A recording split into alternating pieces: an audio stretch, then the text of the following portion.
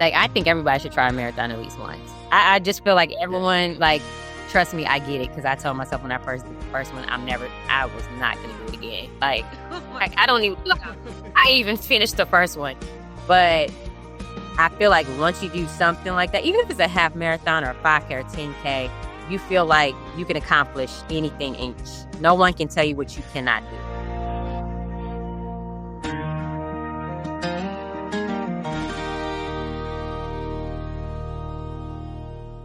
Welcome back to Through Their Stride and episode 3 of my Strides Through H-Town series, where I talk with runners who took on the Houston Marathon. I'm your host, Sam Sutton, and today I'm joined by Krystle Hodge, a Houston Marathon ambassador who just raced the marathon for the third time and finished an incredible time of 3 hours, 35 minutes, and 29 seconds. This comes from someone who never played competitive sports growing up. In this episode, Krystle talks about getting over the mental hump of starting late in her life, how she continues to overcome the ever-present imposter syndrome, why it's important to build a community around running, and why she chooses to share the struggles, good times, and all her experiences in the sport daily on social media. I'm so excited for you to hear this one. And without further ado, let's get to Krystle.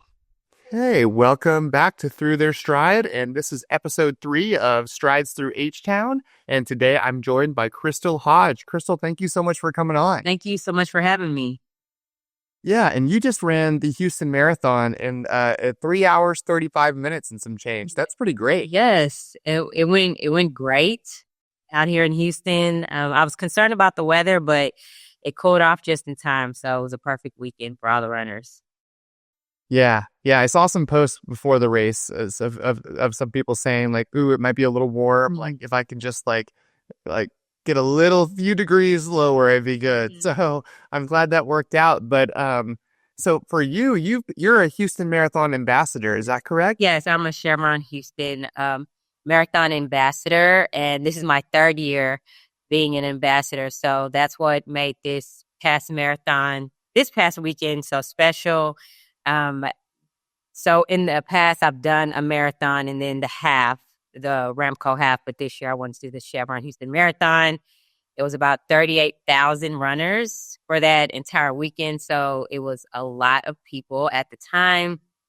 And like you said, the weather was great. It cooled off just in time. And so it was perfect for me to run a great race to that day. And everything just worked perfectly, which went well, which is great for a marathon. Awesome. And for a Houston Marathon ambassador, what does that entail? What do you have to do, and why did you want to get into that? Yeah, so if a Chevron Houston Marathon ambassador pretty much promotes the race throughout the year. We also help with like volunteering throughout the year or helping with community service events. Pretty much just trying to get the running community into running in general. And then, of course, we're promoting the race throughout the year.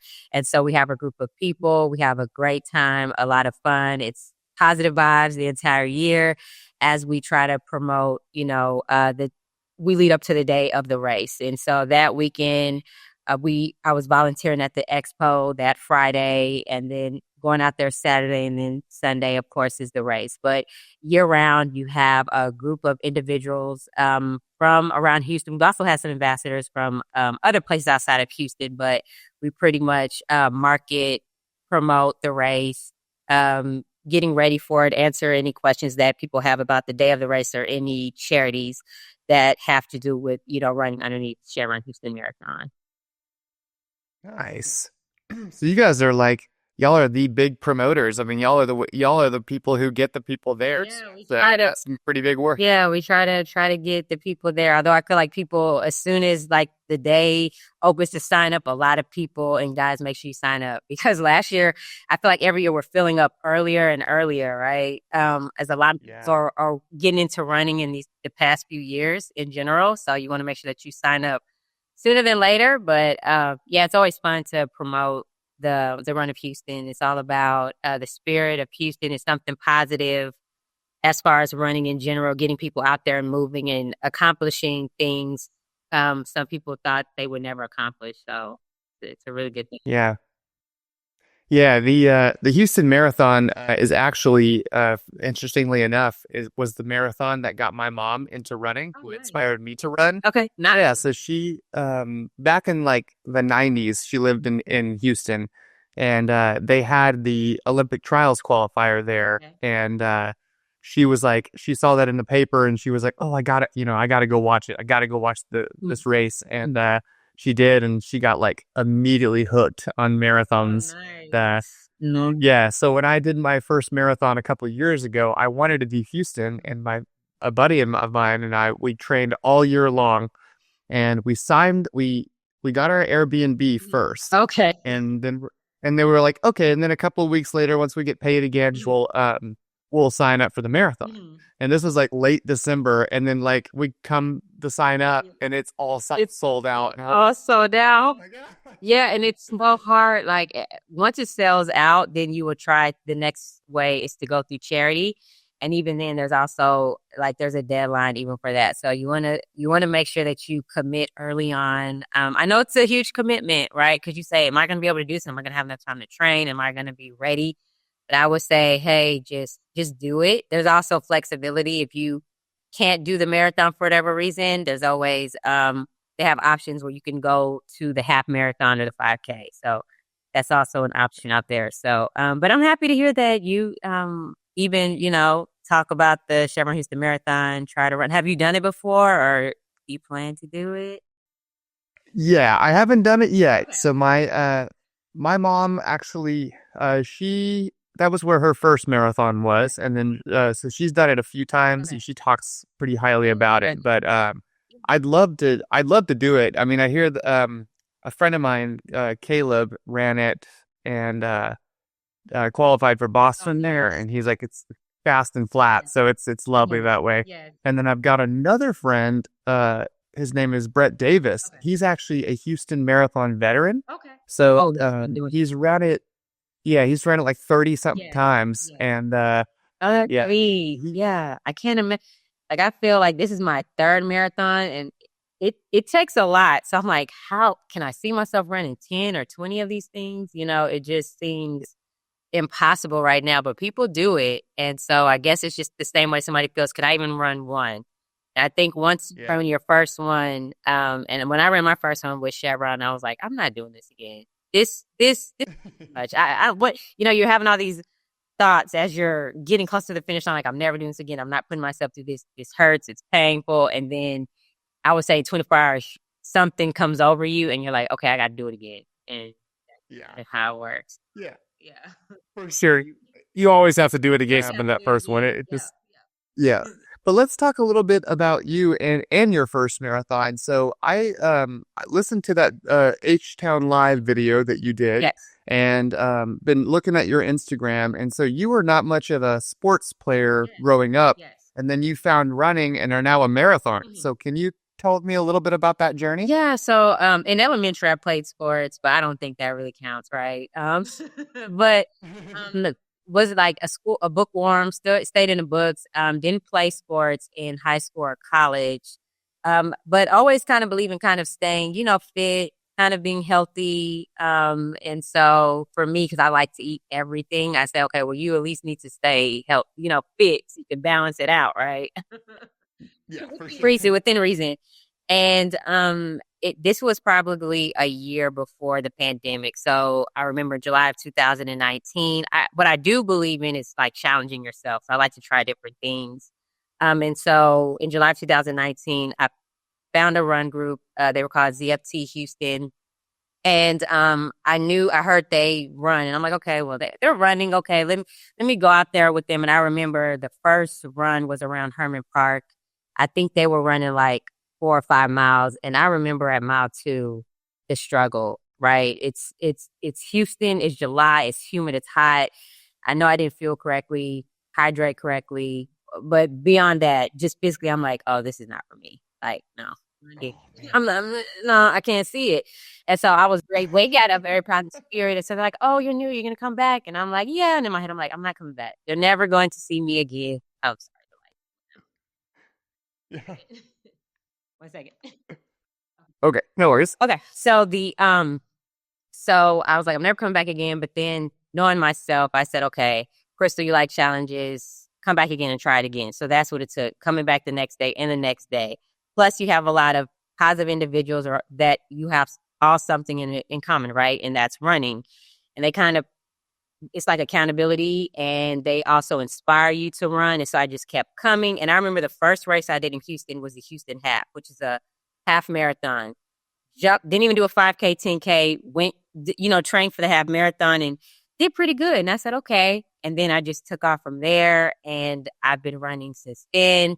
And as I even shared in that interview, I'm someone who started running in my 30s. So I wasn't even in my 20s. The hairstyle, I get it. I look, kind of young, but I was turning 33 that year.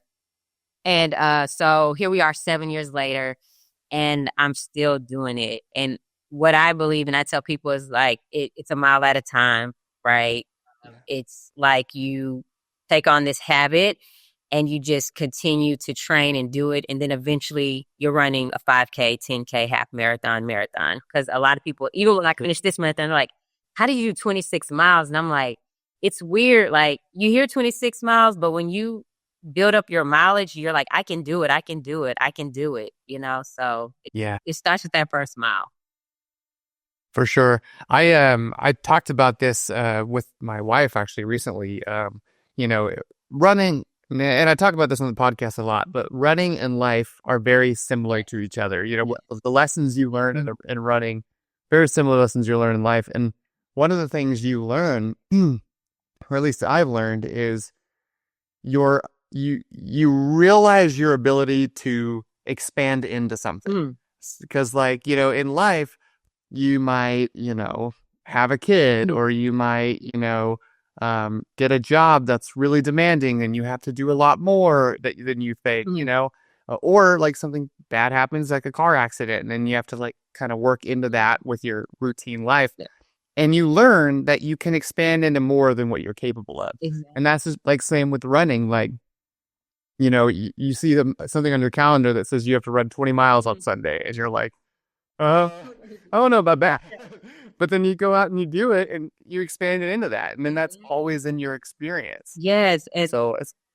Yeah, no, I agree with everything you said. And I think, like you said, it speaks to the bigger picture. And I tell people all the time, I think once you become a runner, and especially when depending on how you want to do it, like if you want to do it every day or every other day, or when you start getting into racing, you become a serious, disciplined individual. It doesn't matter if your personality is type A or type B, right? I consider myself a little type A, but even my type B friends, you become disciplined, and it just transcends into other areas in your life, just like you said, right? The type of worker you are at work, or the type of wife or husband you are, or sister or brother, it doesn't matter, right? I also tell people, like, I think everybody should try a marathon at least once. I just feel like everyone, like, trust me, I get it. Because I told myself when I first did the first one, I was not going to do it again. Like, I don't even know. I even finished the first one. But I feel like once you do something like that, even if it's a half marathon or a 5K or 10K, you feel like you can accomplish anything. No one can tell you what you cannot do. No one can say you can't take that risk, or you're incapable, because I set out a goal and I accomplished it. And then we're running, you can see it so quickly. Like in life, it's a good lesson, because some races, you'll do them, and there's some that are longer, and you're like, look how much time I put in, the training, the eating, the waking up, the kind of a sacrificing going out, or, and it all pays off at the end. So once you can accomplish something like that, you can do anything. No one can tell you. Yeah. No, for sure. And so let's talk about your first marathon. Yeah. So where did you do your first marathon? I didn't. Tell me a little bit. Yeah, so my first one was with the Chevron Houston Marathon. So again, here in Houston. And I remember that 2 weeks before the race. So I practiced training. I train better now. The training is way different, but I train to get across the finish line. And I remember my run group, we trained up to 20 miles, right? And so even me going to 20 miles, I was like, oh my goodness, how am I going to do this?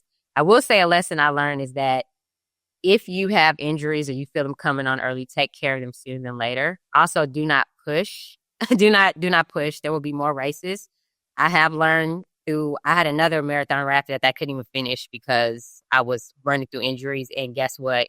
Your body will tell you when you have to stop. It Yeah. Okay, right. You can't go through a certain point. You try to, it's a lot of ego involved, but your body will tell you when you cannot go anymore. But for the first and Yes. 2 weeks before, I remember I was doing some recovery work in a pool. And so there was this other older gentleman. And so I can't remember how we started talking. He's like, "Oh, are you training?" I'm like, "Oh, I'm recovering because I'm getting ready to run this marathon." He said, "Okay, did you already sign up for your second one?"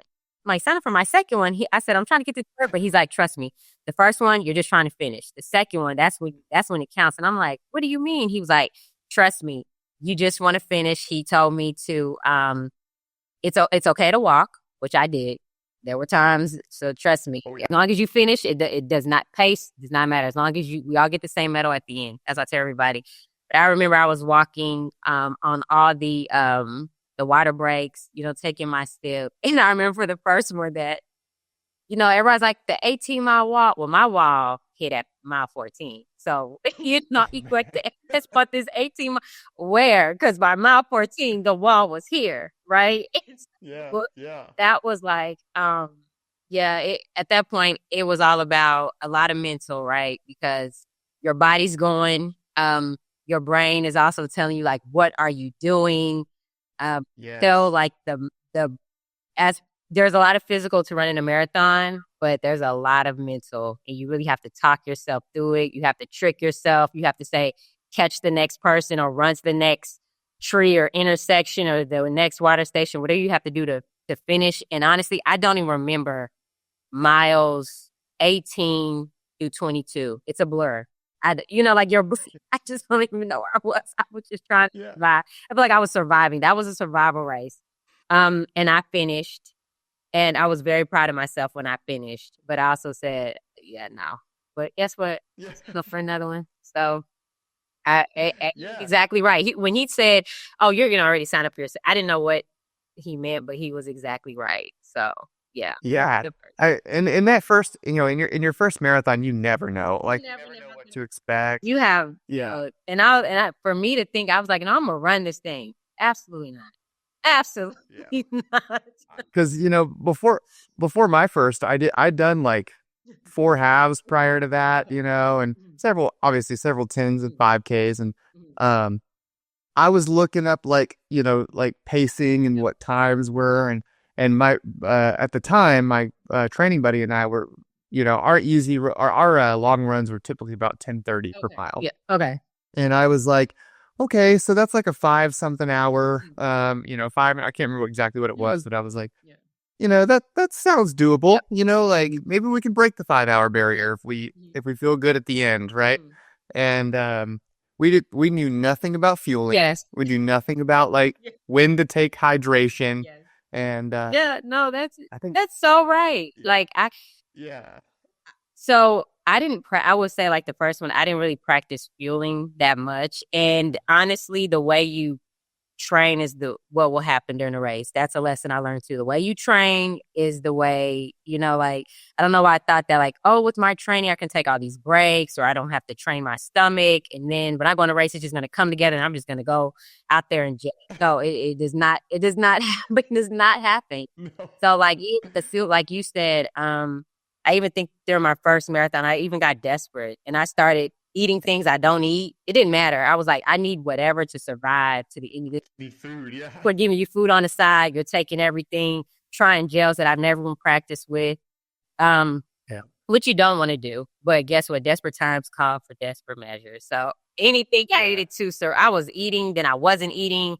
So that one, I can see why I hit the wall so early on. And then you go out there, you're so excited with adrenaline. So you're like racing and you're going faster than you should within the first 4 miles. You should go the slowest to conserve that energy, right? Because the first four will determine the last few miles, which I've learned. But even in that race, I didn't do too bad. Like I had that was like 4 hours and 1 minute, because I remember someone said, not four, and I was like, what did but I had done a lot of half marathons, so I think I was pretty good with the half marathon. But running a yeah, half marathon is not like a marathon. I love the half marathon though. That's my favorite race. But They're very different. They're very different. It's funny. People will say like, "Oh, it's a marathon is just a half marathon twice." So you'll do it and then you'll do it again, and I'm like, "No, Yeah, no, it's no, it's not." not. Because that first half is easy breezy, like, Yeah, it is. but it's the second half that when all it does. It's like your brain. Yeah, I'm so sorry. Yeah, no worries. Okay. Okay. Here we go. Sorry. Okay. Yeah. Yeah, no, it's a whole different experience Yes. from first half to second half, and my dad always says the first half is a half marathon. It is. It's you know it's It it is. is, and then the second half is a It marathon. is. Like It is. yeah, Yeah. Yeah. so Yeah. A lot of learnings from that first one. yeah. So since that first one, what are some things that you've learned to help kind of boost your training and your fueling, and how long has it taken you? Do you feel like to really master your craft? Yeah, so actually I feel like this race, because like I said, this is my third one. I did have one right after that. I tried to do the Dallas BMW race, and actually I had injuries going into that. But like I said, my ego got to me. Like when my knees were like I had a lot of different multiple things going on. But I said, I trained too much, too long. I'm gonna run this race. And I felt everything at mile 7 and I Mm. pushed it all the way to mile 15. And I was like, I can't even walk. Like I couldn't even bend my legs. There Yeah. it was bad. I had like severe like IT band syndrome is what they call it. I had like a ganglion cyst or stuff. It was in another knee, and I had like Jeez. different things going on. Um, and so I started walking, and I'm like, I am not going to be. I can barely walk. Like I feel like I need to sit down. And so I made the call. I had called a friend who's a nurse practitioner at the time, and she was like, it's going to be other runs. Like you need to go to medical, right? Because you don't want to make anything worse, and it's okay. This is your ego talking. There's other races. They're like, are you getting the sponsorship? I'm lost. Why do you keep pushing this? Right? I'm like, okay, but you don't understand. You're not a runner. I worked too hard for all this. And she was like, there'll be other races, Krystle. And so I had to make the call. And I think from that, I learned the most, right? Because that taught me the Yeah. importance of checking your ego and the importance of strength training. I wasn't even doing the strength training that I need to do. And there's also runner Yeah. specific strength training was what I learned, right? And as a runner, we run on one leg. So it's a lot of single leg work. It's a lot of stuff I learned from that. And I took both marathons and all the things that went wrong, or think opportunities for improvement, as I want to say. And I really pushed it into the training for this marathon. And so just kind of working on sticking to your training plan, being consistent. I feel like I had a consistent training year. Fueling is really big. I heard someone say a marathon is not even just about racing. To me, it's a fueling race. And if you think like that, Yes. because they said everyone will finish the marathon. They're different runners. Now, even if you're the best runner, if you do not get fueling down, it doesn't matter. It doesn't matter how good of your runner you are. You have to learn to train your stomach. You have to learn to fuel. I heard someone say the marathon starts at mile 20. If you remember that, you'll run the first half the right way. So it was little notes like that I took. But I think this time around, what really helped was being consistent with my training, and the fueling, I think, made the biggest difference. Also, taking strength training very, very seriously, right? Saying, I need to Yeah. strength train just as much as I run because, you know, Yeah. and I'm also not in my 20s anymore where I can just bounce back. So it's very important that I take care of stuff if I feel something flaring up. Take a few 1 or 2, 3 days off, and then strength train. Mm. Get back in there. And so that was kind of the approach I took this time. Yeah. That's awesome. So, quick question. So you said you ran the Dallas Marathon. Yes. Was that? So I'm just thinking about your like frame. Would that have been December of 2024? No, so that was 23. So no, 23. here we go. Because I took off the whole 2025. I did not do a marathon, and so that was December of 23. I'm trying to remember. 23. 23. Because I took off. Gotcha. Yeah, 23. And so after that, I kind of just worked on getting stronger and kind of working on speed work. Gotcha. Yeah. Yeah, getting ready for speed work. And so, yeah. Awesome. I was gonna say because I ran Dallas in 2024, so Okay. Oh yeah. you were there at the same Yeah. time. So yeah, I was that one. So I can't really count that one because I didn't finish it fully. Yeah. So but yeah, I would say I learned a lot of lessons, and I'm also happy I didn't let that disappointment step me back because kind of I felt like, oh well, I failed and I didn't see it through, and I took it pretty hard. Maybe some people are like, well, I don't, it's okay. You'll get back out there. Like, you're great. Like, you're good at this thing, but I like to see things through to the end, finish things out, complete things. And so what I said is, okay, what can I learn from this um, to get myself better for the future? And I even had to go to a physical therapist for a minute. I went to a sports medicine doctor right after that. And that's when they did like an MRI and found, like, no, you need to take a break from running. But what I like about them is that I noticed that there are different doctors. I prefer the ones that have experience with runners or running because other For they sure. tell you stop running, right? But it doesn't fix the root of the problem. Where this doctor was like, you're gonna go to this PT specialist. We have a plan. So what he did is like really focused on PT, strengthened up, and then I slowly got back into running. And when I say slowly, I mean like, okay, you have 2 miles today. You're gonna walk for like 5 minutes and run for a minute. I'm talking about slow. And when you have to have patience, it's a lot. Like it is when you're a runner, you know what your potential is, and you're like, I got to go all the way back to square one. And if I'm not patient, I'm going to mess this Hurt. thing up. It hurts a lot. But I did that for like 3 months. And so that was really good for me. And I think having that kind of those lessons and that foundation helps me be the runner I am today because now, like I said, if I feel something serious, I'm like, I can wait. It's okay. Yeah. You know what I mean? I getting paid. Yeah. I'm not getting paid. No. It's always better to wait and to It just is. like, It you is. know, It is. not push your body like you said, It because is. like this thing that we're doing in the grand scheme of Yeah. things, it's not we're not We're professionals not. here. We're not right. See, you're not even getting paid. You're not smart. What are you like? Who cares? Exactly. Yeah. Yeah. That's But true. Yeah. yeah. But it is important though to care though. I think you said earlier like there are some people who will be like, "Oh, well, it's not a big deal. Like you didn't hit your goal, you didn't finish." But like to us, like we are working hard. It is something that we And it's like you care. sacrifice, all this time, and some people sacrifice time away from their families, or you can't go out, or you can't eat certain things, and it's like you're getting up, and it's the while everyone sees us crossing the finish line, it's all the other hours you put in for that year or those months to build up to that one day, right? And you Right. want it to pay off and to see it through. So, Yeah. but and as I was speaking about in that interview, is also the journey is like I think what a lot of people love, and like you said, because it transcends into every other area in your life, right? Not just running, but how you handle yourself, right? Yeah. For sure. I mean, I think the race is just the day. It's just a But yeah, it's, so it's a day. It's a day. but the marathon itself, that is Yeah, in the marathon, it's a what I mean? marathon, right? The marathon to get to the marathon, Yeah. it's a lot. That's where you really, yeah. And I'm like, I mean, you see them at the end, but you didn't see the hours I've been waking up every Sunday or Saturday with my long runs, my speed work, my tempo, my easy days, my hill training. Yeah. It's a lot, but it's very disciplined. I think if you are somebody who gets into the running journey and you really start getting into the racing, I think it changes the type of person you are. I, It does. in a good way. Yeah. In a good way. Yeah. Mhm.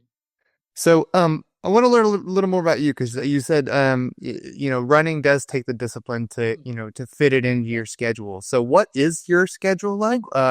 What does your kind of daily Monday through Friday look like? Okay, so I would say so. I work in the field of safety, so I'm a senior HSC engineer. So if you guys know anything about safety, like you hear like the safety police, you hear about OSHA. So that's kind of like my area. I work for a manufacturing company. So it's my job. I help people get home safely. I help support safety programs. We do auditing, inspections, all that good stuff. So I do have whatever you want to call the 9 to 5, right? That you have. I also have a small business where I teach small children critical safety skills. And so, yeah, I teach them the foundation so they know how to be safe, whether they're out there in the real world or online. And so I'm also involved in a few other organizations. I also sit on two boards, one at a college where they help to create curriculum for college students dealing with safety.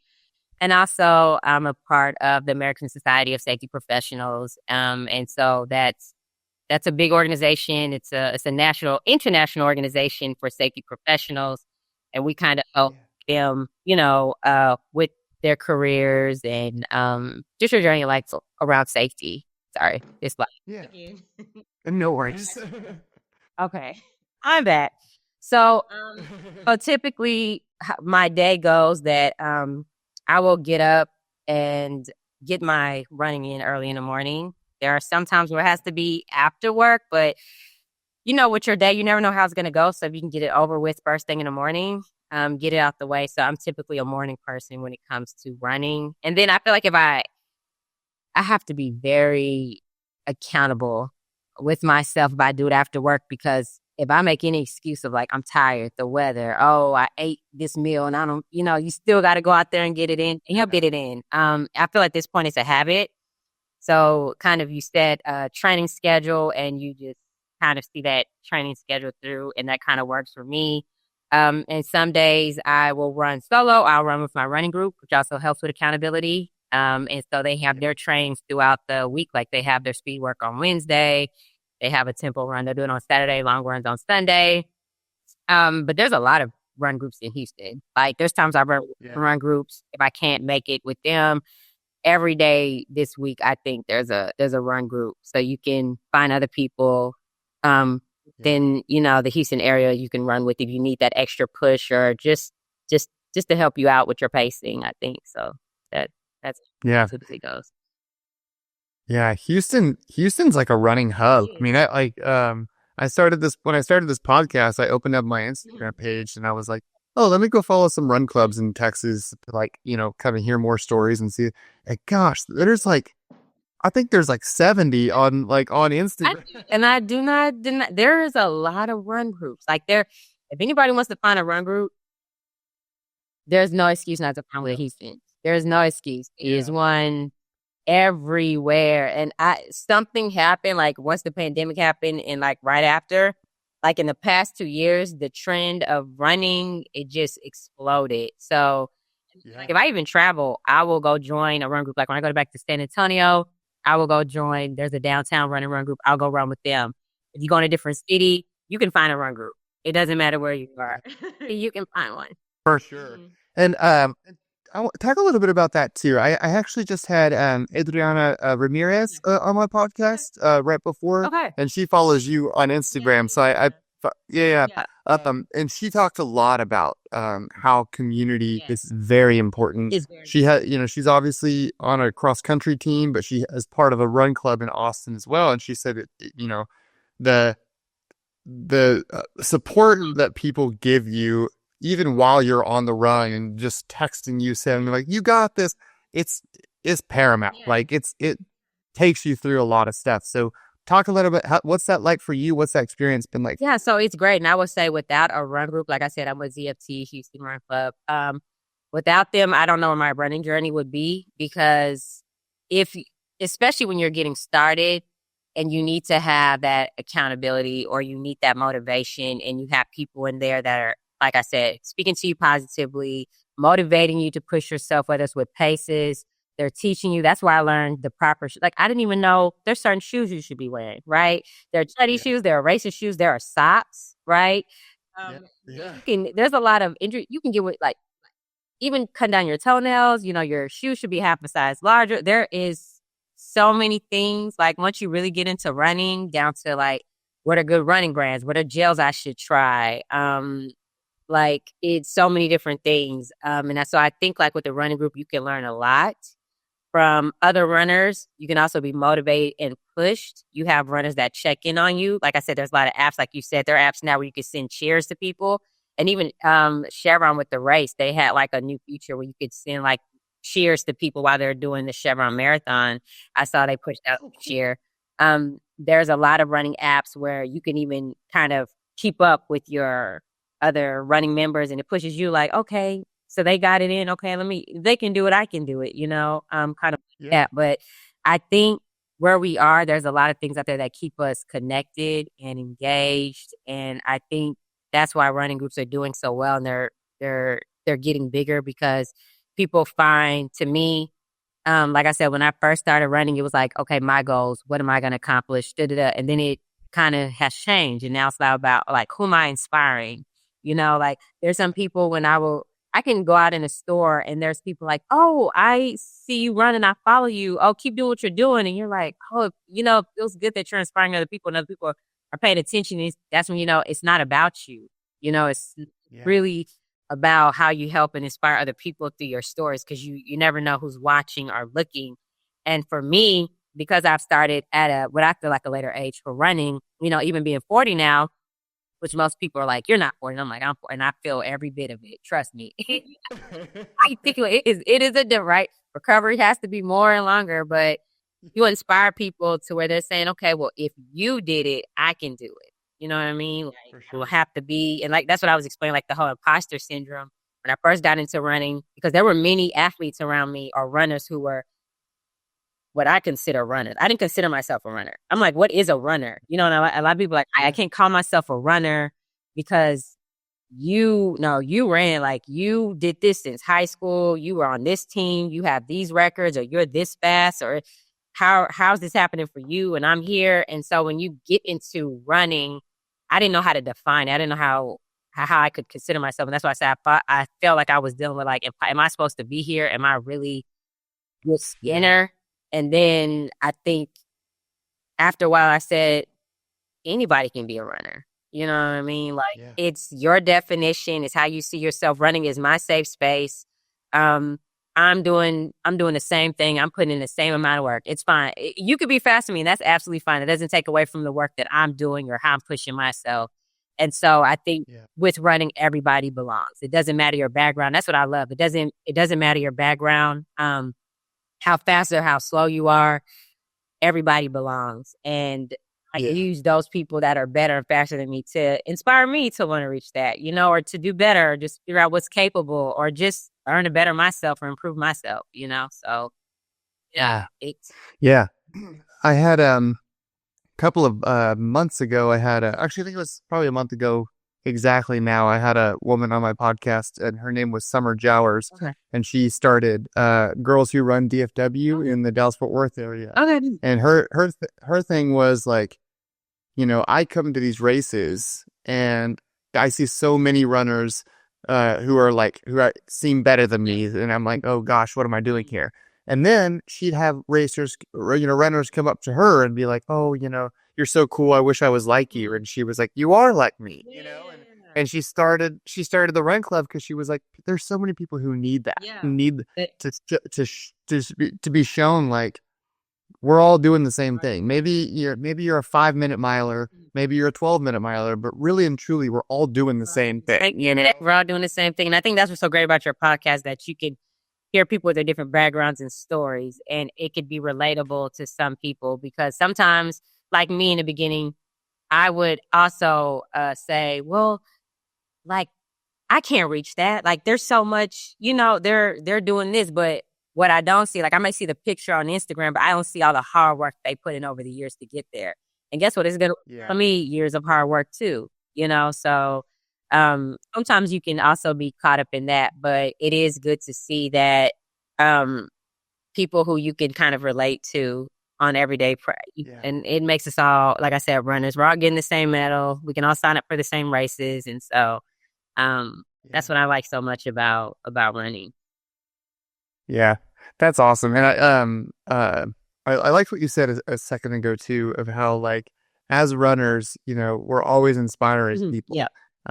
And there was a quote that I heard from, I don't know if you know who Jeff Cunningham is. He's a running coach in the Austin area. Okay.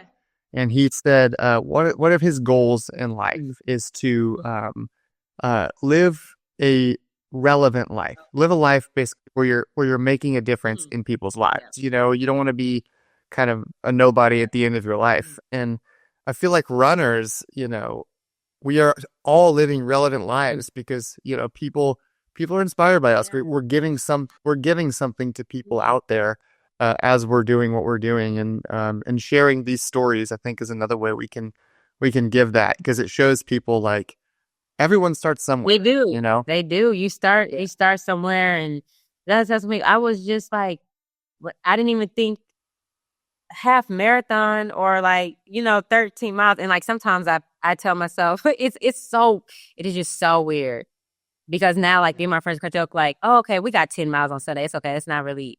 And they're like, what do you mean 10 miles isn't something? And I'm like, oh, well, yeah. I mean, it's so funny I could say that because, now if you run like 18 miles, so you could say like, oh, 10 miles. But it's like, wow, there was a point in time where I couldn't even imagine 10. You cannot even tell me I'm going to run 10 miles. You know what I mean? Yeah, tell me that. So, Yeah.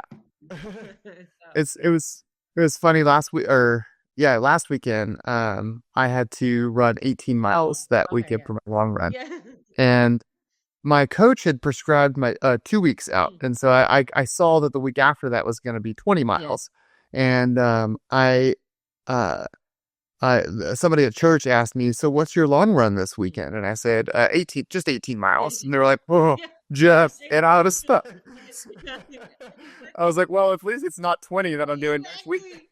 That's how exactly. So it's like I feel, and I'm like, oh, I mean, the way it just slipped out because it's like you'll say like it's not 20 or 21. It's just, and I completely get it, but it's funny. Like if I tell my family, oh, I just had to do it was short, just 8 miles this morning. They're like 8 miles. That's not. I'm like, you're right. It's so funny. It's so funny. So yeah. But like you said, we started somewhere, right? We started a mile at a time. We start some. Yeah. Yeah. And also, I wanted to say what I appreciate about you is the content that you're putting out on social media and on Instagram. And you put up a lot of you put up some how-to videos. You put up some like day in the life videos. I saw one that you went to a Beyonce concert and immediately the next morning had to run 10 miles, and I was like, that is awesome. Yes. I did that because my friends didn't believe I was going to do it. And I said, no, I have my plan. I'm sticking to it. My run group is going to be out there. We are training, and I'm going to be out there. And so I did it. And the bigger thing is I want to show people you can do it with no excuses. Like runners, you make excuses. Like we get it done, right? So yeah, because trust me, you don't want to make up a long run. No. Oh God, no. And you have a short amount of time to do it. Like it's not like you can just throw it into a Tuesday because then it messes up, your mileage for the week. Yes. No one wants to make up or skip a long run, especially when you get too far out in training. So I'm like, watch, I'm gonna do it. You're like, you're gonna be tired. I'm like, okay, watch. I saw tired. Yeah, I'm really tired. I was running on fumes. Yeah. I was on fumes, but it's awesome. But yeah, and that's the kind of stuff though. Like it shows people like in live, in your life, day by day, they're seeing like this woman is putting the time in. She's putting the work in. She started somewhere and look where she is now. So like, I love that you're doing that. Yeah. And I really give it up to, I know there's women, like I don't have kids, like I have my nieces, so that's good for me. But there are women who even have families and kids. And guess what? Yeah. They get it done. They get it done. And I know some very fast mothers. You know what I mean? And oh yeah, how can you get it done? And so that's why I said being a runner, like runners don't make excuses. And that's why I tell people once you become a runner and you really get serious about it, your discipline game will go up. Like you have no choice but to get it done on this day and do it at this time. And so that's why I say I think everybody should try to run. I think it's I would say it's kind of to me the cheapest sport compared to like if you golf or you do. But I mean, when you start getting into races and buying shoes, maybe we're all even. Because I love me a good form slope. So, and your Garmin watches and you get all your running gear. I mean, it adds up, but you can go outside with a pair of running shoes and run in your neighborhood, right? If you just I think it's funny. The old adage is, all you need is a pair to go for a run. Yeah, and it's like, well, when you're just starting out, that's all you need. Once you run marathons. You need the watch. You need gels. You need the leggings. You need the socks. Yeah. The type of running shorts. The ones with pocket. Like it becomes a whole thing. But we don't want to scare you. I think you just You just want to start with a pair of shoes, but then once you get into it, yeah, I love it though. So yeah, I love it. Awesome. Well, thinking about your future with running, you're obviously pretty fast. Like a 3:35 marathon, especially at 40 years old, is amazing. So, do you have any big goals, like maybe Boston, or do you have any So, and dreams? it's funny because I was asked that because I was like, I got a 3:35:29. So I'm few seconds, but even with Boston, you need some buffer. You need some buffer with Boston, okay? This year because I felt like my training just went so well. And actually I surprised myself for this race. Like Mhm. I knew my goal was to break a 3:34. I knew I was gonna break a 3:34. I knew that because my marathon before I had like 3 hours and 52 minutes, and I can see where things went wrong with like the. I felt like I hit a wall again, and I'm like, my goal was to get at least a 3:45 and to break the wall because I can never break Gotcha. this wall. And then I Yeah. found that it happens to 40% of runners. So I think it's 40 or 60. I can't remember. But I said, okay, so what are the other runners doing right that I can't get? What is this? And so I'm like, I'm just gonna focus. My goal is to break this while I really focus on my fueling and do 3:45. That's it. Yeah. Wow. I surprised myself. I wanted to do I believe I could get faster than 3:45, but I said, let me just do that in case because sometimes mentally when you don't hit what you want, it throws everything off. And I've been there like It does. throws like, man, I'm not gonna get this. So then you want plan B, but it just really. So I said, let me go slower. Let me plan for slower and then surprise myself. So this year, I think I said I'm gonna take a break from marathons, but now I don't want to because I feel like it was so well, and I'm like, okay, but Yeah. I'm looking at some towards the end of the fall, and so, and just to kind of see how I do. So I definitely want to do better than 3:35:29. So that's Yeah. my goal. So I'm gonna keep it there, and whatever happens, happens. But I'm really going to um really dig deeper into my training. I think there are some areas I could have improved because you always look for improvements, like areas I could have done For more sure. is or done better on my progression runs. So there's some things I'm gonna work more on this time around. And so we'll see what happens. Awesome. And you're right about the wall. I mean, like, I've hit the wall. So I've run how many marathons have I run now? One, two, three, four. Okay. And in three of those four marathons, I hit the wall at mile 17. Okay, my stuff. Yep. And that's where it all, always hits. Like, and my fourth one, this past one that I did in July, Mhm. I got to mile 17 and I'm like, I'm okay. You're okay. That's I good. was like, That's good. I was like, I'm okay. I'm Mhm. okay. And then I was like, okay, but we're not to 20. We're not to 20. You're not You know what I mean? So yeah. let's just think about it. We got to 20 and I'm like, I'm, I'm okay. I felt like I could speed up. Okay. Yeah. I felt like I could go because my goal was to break 4. Okay. And I was like, I feel like I could go fast, Yeah. like faster. But I didn't in those last 10K because I was like, I don't have to. Yeah. Like, I'm well under my goal right now. Yeah. Like, let's Yeah. just ride Mhm. this and not hit a Yep. wall and then have an amazing rest of the day. Mhm. Yeah, yeah, So, yeah. Yeah. uh, That's yeah, the wall is real. it's real. And this is the first time I didn't hit it. And when I looked down, I was at mile 19 and I said, okay, it's not here. It's not here. Because I was like, how did the elites do this? How are they not here? Although they're not running as long, right? Like it's Yeah. finished really quick and we're on our feet for another hour or two, right? So Yeah. I said I know there's like a physical wall and then there's like the fueling, right? So Yeah. I know I'm gonna finish because we're all gonna finish, but it's just how you finish. So the running endurance is there. So what is this? Really focus on the fueling. And I made sure that I took my gels every 30 minutes on the clock. And that's kind of how I trained my stomach. Whether or not I was hungry, it didn't matter. The more you can take in, the better. And so I just either, you can put in your Garmin, you can set the alerts, or I had like a printout where I said, you're going to be taking this at every 3 miles on every 30 minutes. Doesn't matter Yeah. where you are. And I kind of stuck to that. And so I didn't hit the wall. Now the last 10K still was, they call it the pain cave and you still tough it out, but I think more, it's more possible and you can do it, as long as you Yes. have the fueling there. So I would tell people get that down. So Yeah. yeah, get What's gels are you using? Curious. So I have been training with the Hemogels, but I made a switch at the last minute to the Martin gels. Oh yeah. Yeah, and that, yeah, yeah. So those right there, they work for me. I have my stomach's a little sensitive, but I started training with them like the last 2 weeks before the marathon, and so perfect. Yeah. Perfect. One thing I Yeah. did do is I saved the caffeine ones for the end. Like I did like the blacks in the beginning, the whites, the caffeine at the end. But I ran into someone recently who Boston qualifies all the time, and she said she switches them up on and off, like black, white, black, white. Oh. I need to try that. So let me try that. I'm not, don't take caffeine too soon, but if you train your stomach and you do what you need to do, hopefully you have all that fixed by the time you run. So Yeah.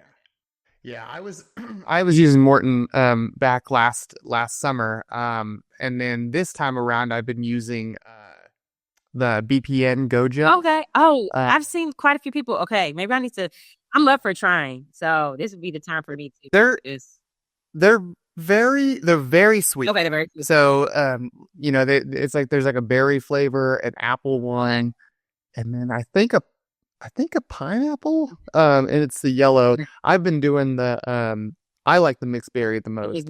It's very sweet, but it does go down really easily. I found that Morton was real thick, so I was It's an acquired taste for sure. It's different. I'm like, it feels like you like Jello, but it's a little thick. I can't explain it, but I think you got that. And the caffeine is a little different from the non-caffeine. It's like an apple, so you have to get. Like I said, I get desperate in marathons, so I don't even. Yeah. I couldn't even tell the difference. Really, I'm like, but I'm just trying to survive to the end.